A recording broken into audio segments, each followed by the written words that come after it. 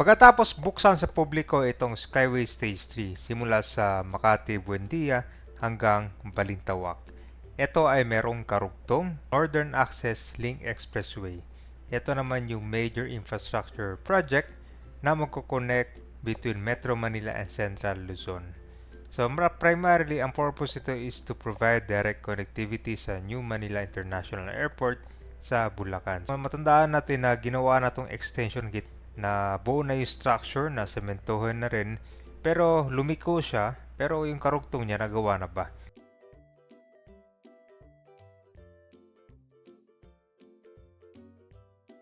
Yung Balintawak, ito yung Ayala Malls Cloverleaf.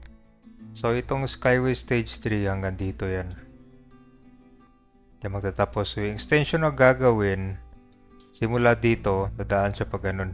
Ito yung estimate lang hanggang makarating dito sa Taliptip. Nandito yung bagong airport. So, mahaba, di ba? Mahigit 19 kilometer eh. So, after naman dito kabayan sa Taliptip, meron pa tong phase 2 from New Manila International Airport hanggang Tiplex. So, ang phase 2 niyan, 117 kilometer. Matagal-tagal pa siguro tong project na to. Siguro 20 years pa yan, So, itong i-update natin kabayan, ito namang NALEX project. Ito yung Northern Access sa Link Expressway. So dito magsisimula yan sa end ng Balintawak area bago doon mag-toll sa NLEX. So marami nagtatanong dito kung ano na yung progress. Parang hindi pa yata nakatawid rin sa bago mag-toll. Hindi pa siya nakatawid doon sa bakanting lote.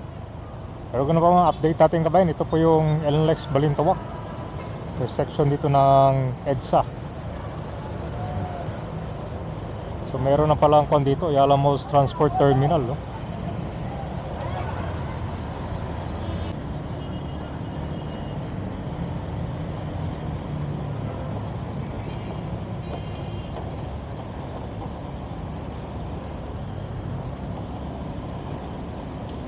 Lex North.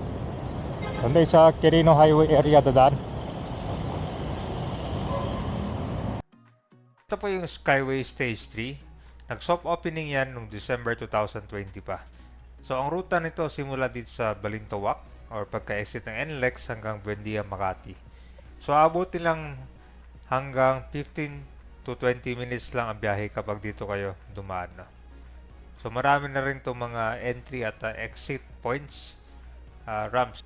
So, dito naman sa intersection, ang Ayala Malls Cloverleaf. Official to nagbukas noong October 2017. Isa ito sa mga naging pocket development ng Ayala para magbigay ng modern mall experience sa residente ng Caloocan, Quezon City at sa mga maging galing na din ng Bulacan. Siguro after nito mga expressway, maganda rin i-improve itong mga modes of transportation natin. Kung hindi man pwede by land, by water, dagdagan ng mga ferry boats. Siguro pwede yan sa pier ng Manila papuntang Bulacan, Valenzuela, di ba, by sea. So dito naman sa intersection, ang Ayala Malls Cloverleaf. Official to nagbukas noong October 2017. Isa ito sa mga naging pocket development ng Ayala para magbigay ng modern mall experience sa residente ng Caloocan, Quezon City at sa mga maging galing na din ng Bulacan. So guys, so pagpa Quirino kayo, dito na kayo sa bandang kaliwa.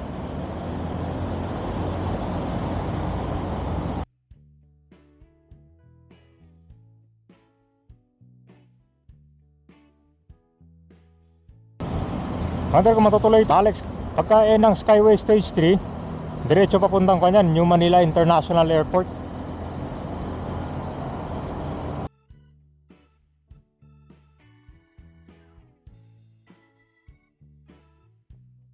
Ito yun, tapos na yung metal fence. Nilagyan na siya ng metal fence para hindi tatawid yung mga tao dito. Ito yun sa Balong Bato. Alam nyo gaban, yung purpose niya kasi dati nung nakabukas pa yan, maraming squat. Tapos naiwan yung mga basura. Wala natin natitira, Wala pa sigurong relocation yan. So, dito na tayo sa service road. Dulo nitong Skyway Stage 3 bago mag-toll.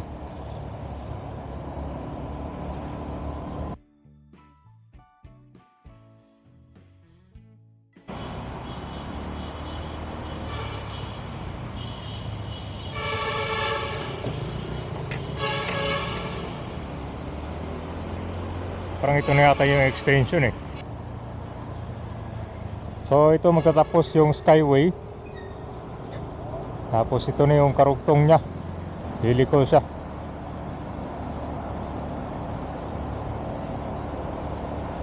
Pakita ko lang sa inyo yung baba. May mga ginagawa din pala dito sa ilalim oh.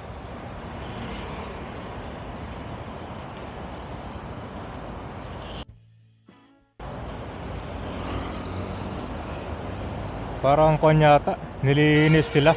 Ni-check din yung pintura. Naglinis sila sa ilalim.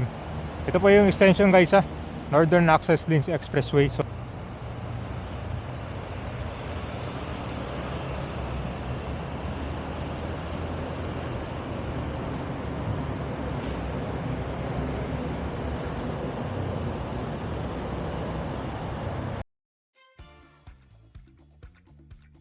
ito na po yung extension ng Skyway Stage 3. So bago mag-toll, kakaliwa na to.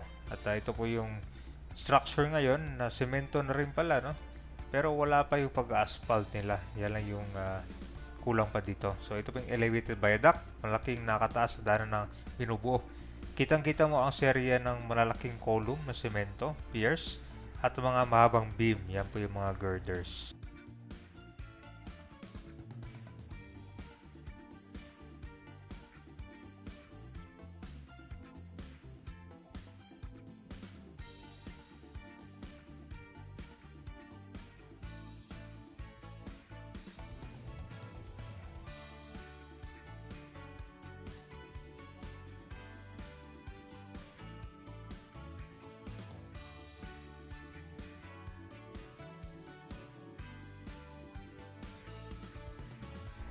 Itong timeline ng Skyway Stage 3, nagsimula ang groundbreaking nito Enero 2014 at formal na nagsimula ang actual na civil works nung Pebrero 2014 din.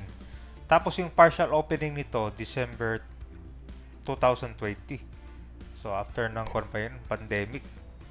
So in a span of 6 years para dito sa mahigit 19 kilometers.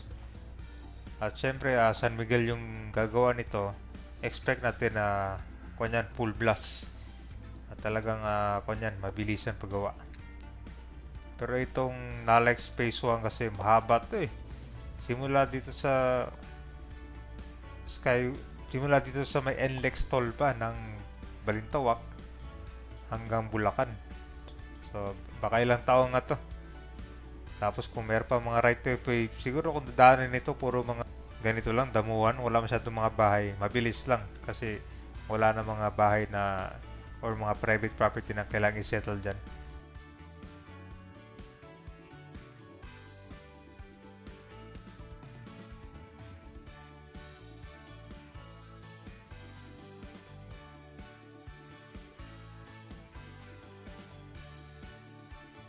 Kung merong NALEX, meron ding SALEX. Yan naman yung Southern Access Link Expressway. So, ganon din ang goal nito. Simula sa may Ross Boulevard hanggang sa New Manila International Airport naman. So, ganon din. Dun sa may shoreline na dadaan naman.